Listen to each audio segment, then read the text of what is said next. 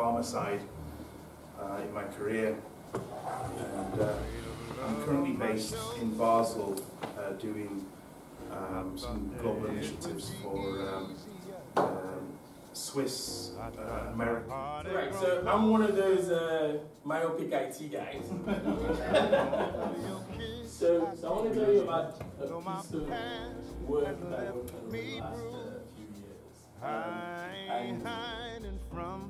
Good afternoon and welcome back to Oxford University Side Business School.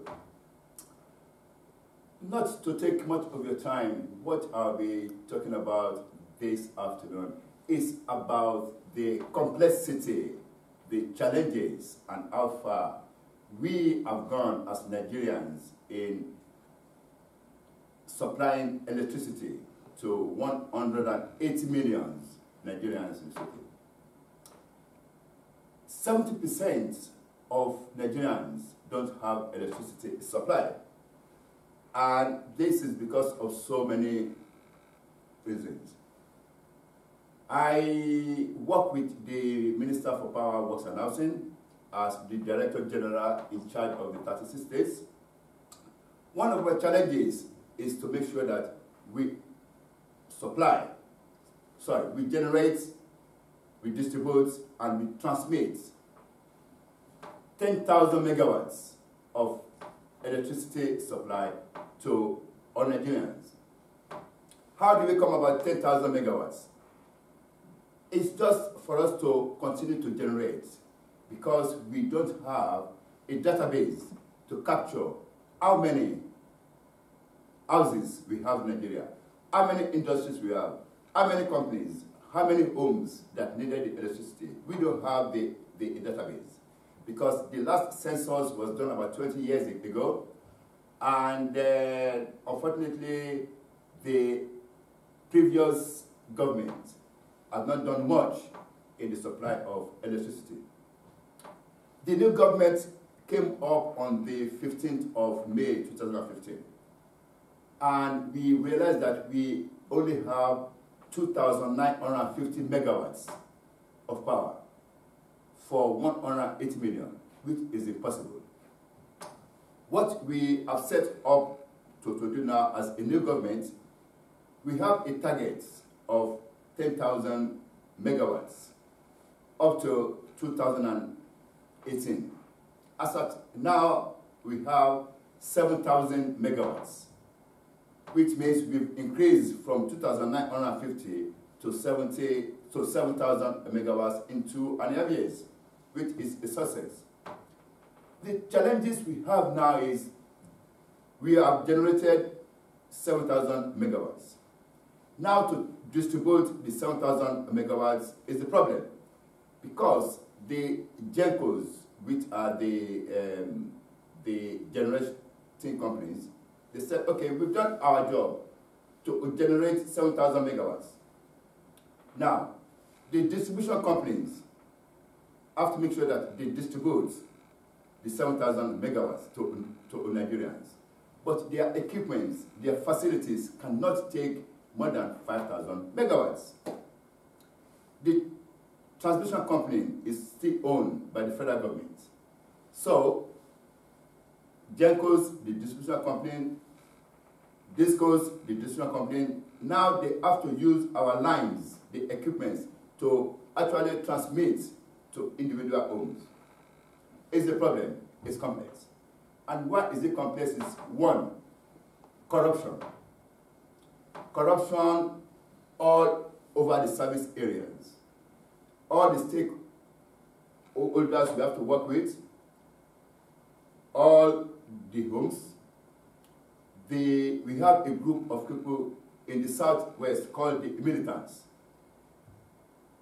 They are vandalizing the gas pipes which supply the gas to the turbines.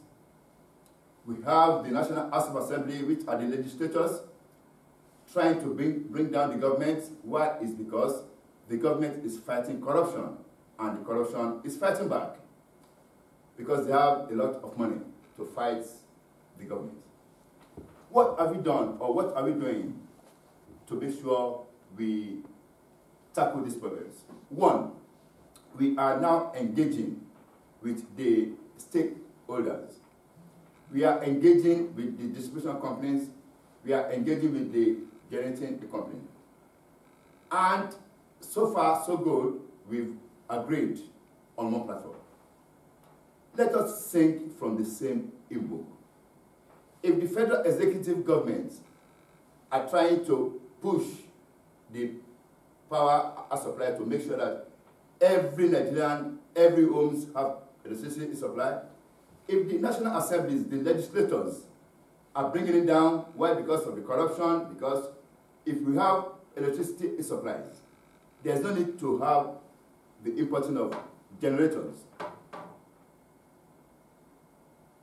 The other one is the distributors.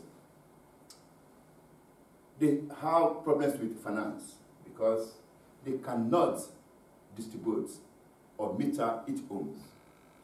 What the government is now doing is now helping them to refinance their company in terms of getting funds to meter all homes.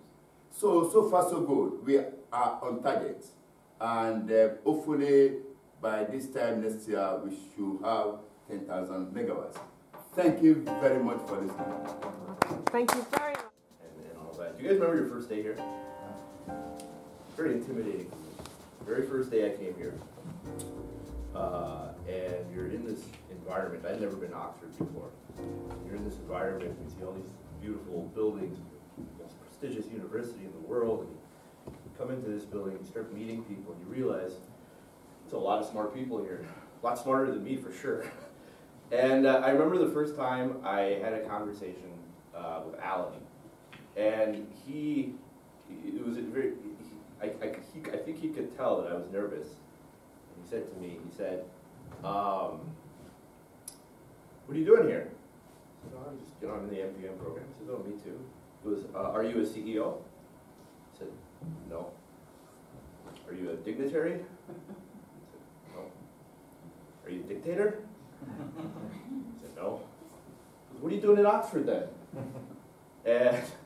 And I wasn't sure if he was serious or if he was just joking. And I realized that he was just joking, and he was like, I'm in the same situation. Not all of us here are CEOs and dictators, but we're just here to learn. And it took such an edge off at that moment that I remember James as well on the first day. I was sitting on one of the sessions, like in the back here. He takes out his books, and he has just a stack of papers. And I look at him, and he seemed so much more prepared than I was. And I looked at him and I said, did you read all that? He goes, no, I didn't read any of this stuff. I just have these books. And Eamon Moy points at him at some point later and asks him a question. And so I'm like, okay, he hasn't read his books. How is he going to handle the situation? And he bursts out and goes, well, according to London Soderholm, a temporary organization is moderated by time, and a permanent organization goes on forever. So I look at James and I said, I thought you didn't read this. He goes, oh no, everybody knows that.